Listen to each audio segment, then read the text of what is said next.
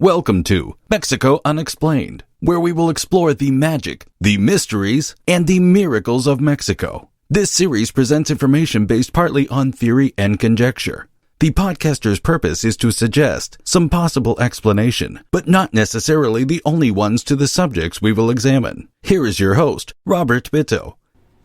Welcome, and muy bienvenidos to episode number 58 of Mexico Unexplained, where we examine the magic, the mysteries, and the miracles of Mexico. I'm your host, Robert Bitto. In the early morning hours of February 6th, 1926, a graveyard caretaker was making a daily patrol of the grounds of the municipal cemetery of the town of Parral in the southern part of the Mexican state of Chihuahua. His name, almost lost to history in such a lesser-known place, was Juan Amparan. Amparan's discovery would shock the whole nation of Mexico. The grave of the famous general, the hero of the Mexican Revolution, Pancho Villa, had been desecrated. Pancho Villa's coffin had been disinterred during the night and his body mutilated. Amparan was reluctant to report to the municipal authorities later that morning that Villa's body had been decapitated and the head was missing. None of the 3 gates to the cemetery had been forcibly opened, which led authorities to believe that the small wall surrounding the graveyard had been scaled by the perpetrator or perpetrators. Amparan reported that when he first came upon the desecrated grave, he also found beside the broken pieces of the coffin lid a tequila bottle full of a mysterious liquid and several cotton wads, one of them soaked in blood. The blood-soaked clump of cotton was quite mysterious, as Villa's body had been in the grave for 3 years and would thus not contain any blood. When the caretaker returned to the graveyard after making the report, Amparan discovered that Villa's grave was further ransacked by souvenir seekers who had not only taken away pieces of the broken coffin, but pieces of Villa's remains. Later that day, Amparan would attend a meeting with local officials at the Hotel Casa Fuentes in downtown Parral to discuss what would be done about such a violation. To give a little background on the man and the myth, Pancho Villa was born in the Mexican state of Durango in 1878 to laborers who worked on the largest hacienda in the state. At birth, Villa's name was José Doroteo Arango Arambula. He later changed his name to Francisco Pancho Villa after his father died, because young Pancho claimed to be the illegitimate son of legendary northern bandit Agustin Villa, although there was no proof of this. Pancho Villa had a tumultuous youth, and as a teenager he already established himself as a bandit to be feared. By 1902, he had been forcibly inducted into the Mexican Federal Army, a common practice in dealing with minor criminals at the time. A few months after his induction, Villa killed an army officer, stole his horse, and made his way north to Chihuahua. By 1910, Villa's political sympathies lay with Francisco Madero, the national leader of the opposition to the long-lasting Porfirio Diaz dictatorship, which had gripped Mexico for 3.5 decades. The story of Pancho Villa's military activities during the Mexican Revolution is a long and convoluted one, full of tall tales, bloodthirsty battles, and heroic deeds. Among them was a famous raid on Columbus, New Mexico, on March 9, 1916, which caused U.S. President Woodrow Wilson to order the U.S. Army into Mexico to capture Villa and his supporters, called Villistas. After the U.S. Army could not find him for almost a year, the mission was aborted. After the raid, a rumor spread that the U.S. government had a $50,000 to $100,000 bounty on the head of Pancho Villa. Although a resolution for his bounty was introduced in the U.S. Congress at that time, it never passed, but that didn't stop people from seeking the reward. With an imaginary price on his head, Villa continued his revolutionary exploits, and in 1920, after several changes of power in Mexico City, Villa requested amnesty from the interim president Adolfo de la Huerta. Villa met with de la Huerta, and in exchange for ceasing hostilities and dismantling his revolutionary army, Pancho Villa was granted a 25,000-acre hacienda outside of Parral, Chihuahua. Some 200 men who served in Villa's armies worked and lived on the hacienda. The veterans were also given 500,000 gold pesos as a pension by the Mexican government to live out the rest of their lives in peace in that quiet corner of Chihuahua. On July 20th, 1923, while running an errand in the town of Parral, Villa's car was ambushed, and 40 shots later, the legendary Pancho Villa was dead. While motives are unclear, the biggest rumor was that Villa was considering a run for the presidency of Mexico in 1924, and certain factions wanted him stopped. Whatever the motives, it was certain that Villa had many enemies with many reasons to see him assassinated.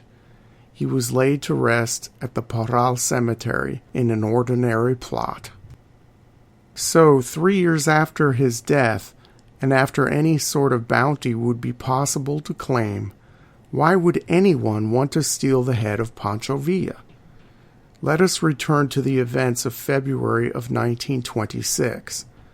The first decapitation suspect was Salas Barraza, who had recently been released from prison for his involvement in Villa's assassination 3 years before. Barraza's sister had been kidnapped by Villa's army and left to die in the desert, and Barraza was suspected of the crime for reasons of revenge. But he had been closely monitored since his release from prison, so authorities were sure he was not the culprit. The authorities had to come up with a new suspect. One official in the town had heard a rumor that an institute in the United States had offered a significant reward for the head of Pancho Villa to study the skull to help understand the revolutionary's military genius. As bizarre as the theory may sound, the focus of the investigation shifted to any local American who might have had opportunity to make off with the skull. They had a new prime suspect, a tall, Iowa-born Swedish-American adventurer named Emil Holmdahl, who had participated in the U.S. Army search for Pancho Villa after his raid on Columbus, New Mexico in 1916. Holmdahl was part of a group called the Adventurers Club, and with a few other Americans he had been in the Parral area hunting for a rumored treasure of gold bullion buried by Pancho Villa somewhere in the Sierra Madres. Holmdahl was arrested the day after the grave desecration. When his hotel room was searched, no decapitated head was found. The brother of the graveyard caretaker claimed to have seen Holmdahl and a companion at the cemetery earlier on the evening of the decapitation. Holmdahl admitted that he had been to Villa's grave to pay his respects, but spent most of the night at the lively cantina called El Club Minero, with many witnesses testifying to his presence there. After a period of questioning at the Parral jail, Holmdahl was released and left town immediately. Some people still did not absolve the American from his role in the beheading mystery. Holmdahl had been picked up for questioning the day after the event, which gave him ample time to dispose of Villa's head.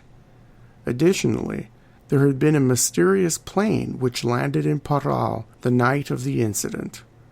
Some theorize that Holmdahl did the deed and the head was whisked away by the plane to that fabled American Scientific Institute that wanted to study it.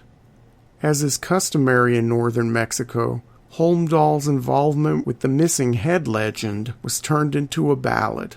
In English, here are the lyrics. Quote, "It struck the fancy of a Saxon huckster that he would make a lot of pesos, exploiting a vein of gold ore. He broke the concrete with an iron crowbar and removed the loose earth. He took the corpse from its crypt then cut off the head, poor human remains, and leaving the grave open, the American fled." End quote. Some believe there are clues to the motives of the theft in the ballad. Quote, "He would make lots of pesos, exploiting a vein of ore," end quote, may be a reference to Pancho Villa's hidden treasure that Emil Holmdahl and his friends in the Adventurers Club were searching for. One legend says that at one point, while he was still alive, Villa's head was shaved and a map of his treasure was tattooed on his head. Perhaps whoever opened the tomb was operating on the assumption that possession of the head would be the key to finding untold riches. The story involving Holmdahl did not end with his release from custody or with the famous ballad sung to him.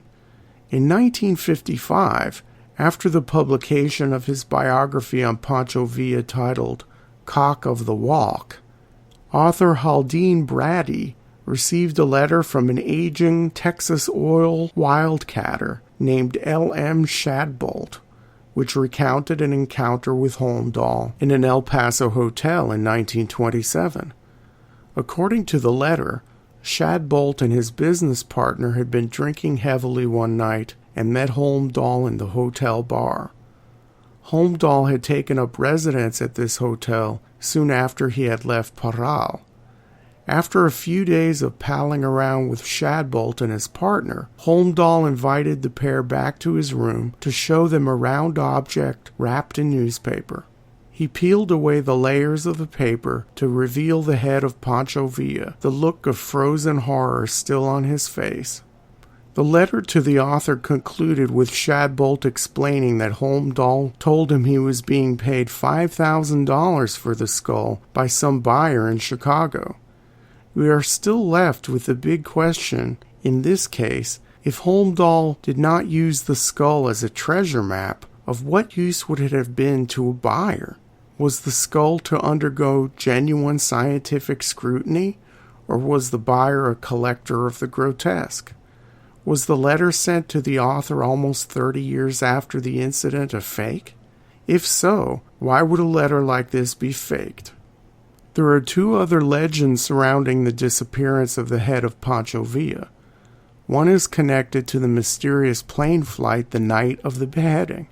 According to this story, the head was taken away by a Mexican general who opposed Villa during the revolution, one of the many people who wanted to exact revenge on Villa even after death. The head is now safely in the possession of the general's family somewhere in Mexico City. Another legend involves more powerful people north of the border. In a 1984 memoir written by Arizona rancher Ben F. Williams called Let the Tail Go with the Hide, Williams alleges to have met Emil Holmdahl, and not only did he admit to Williams that he had stolen Villa's head, Holmdahl claimed to have sold it for $25,000 to Yale University's Skull and Bone Society, the secret fraternal organization whose members include 3 generations of the Bush family. Williams' account is the first tie-in with the Skull and Bone Society, and people have theorized that somehow legends became crossed over time. For many years it has been rumored that Prescott Bush, the father to the 41st President of the United States, George Herbert Walker Bush, and grandfather to President George W. Bush, was part of a group of bonesmen who took the head of the Apache leader Geronimo to display at their secret Connecticut headquarters along with the heads of other notable people. Around the time of the 1988 presidential election, with George H.W. Bush as the Republican nominee, tales of head-stealing Skull and Bones members began making the rounds in the press, and the stories of Geronimo and Pancho Villa seemed to get confused. Besides the 1984 Williams memoir, no rumors had surfaced in the previous 50-plus years that Yale's secret society had any connection to the missing head of the famous Mexican general. In a skull and bones expose written by Alexandra Robbins in 2002, titled Secrets of the Tomb, the Ivy League, and the Hidden Paths to Power, the author claims that the secret society had possession of the famous skull. Under pressure, Robbins retracted the claim in an interview with the Yale Herald just 2 years later. There are many questions still remaining about what exactly happened that night in the Parral Cemetery. A legend while alive, Pancho Villa continues to evoke wonder and a sense of mystery over a century after the Mexican Revolution. This bandit turned national folk hero will not rest peacefully, it is said, unless he is reunited with his stolen head. Until that time, what we have is one of the biggest mysteries in all of Mexican history. Thank you once again for listening to another episode of Mexico Unexplained. Remember to like and subscribe to us on YouTube and follow us on Twitter. Please go to our website, MexicoUnexplained.com, for references, illustrations, and for free access to transcripts of past shows. Please visit our Patreon page and consider making a donation to help out the show. We appreciate your kind attention once again. Until next time, thank you and gracias. Thank you for listening to another episode of Mexico Unexplained with host Robert Bitto. For show summary, relevant links and commentary, please check out our website at mexicounexplained.com. Like us on Facebook and be a part of the conversation. Adios and hasta la vista.